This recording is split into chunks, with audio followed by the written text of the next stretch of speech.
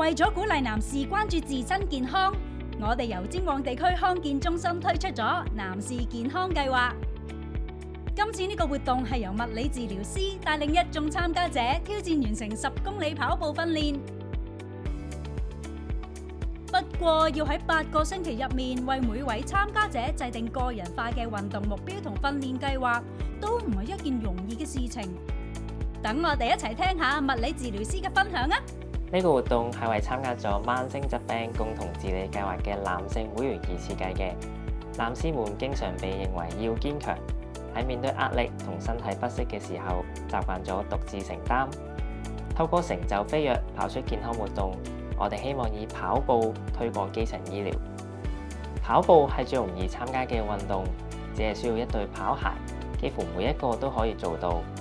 只要有科學化嘅訓練方法，都能夠逐步改善健康，跑出自己嘅成就。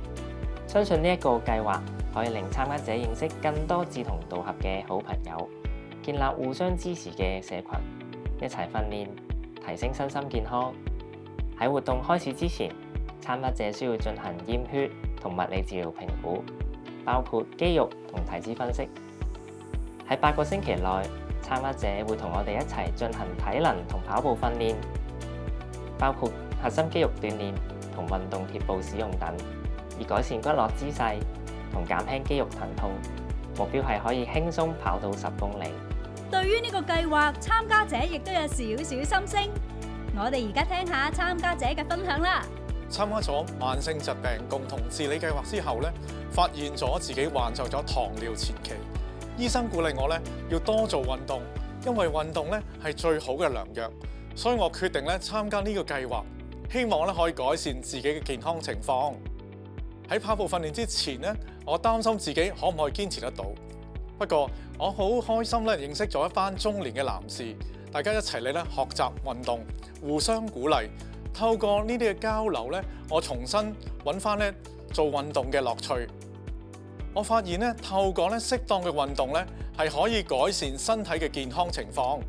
我嘅血糖指數咧更加由原本嘅6.3下降到5.8。醫生咧更判斷咧我唔再需要咧依靠食藥咧嚟到控制病情。我而家咧已經停藥咗1年，血糖指數咧保持穩定，健康嘅狀態咧都越嚟越好。每星期咧都有跑步嘅習慣。我同太太咧都希望未來能夠參與相關嘅活動訓練，一齊成就飛躍，跑出健康。我哋希望透過呢個跑步活動，唔單止可以改善參加者嘅健康，仲可以俾更多市民了解基層醫療嘅新服務，提升男士對健康嘅關注。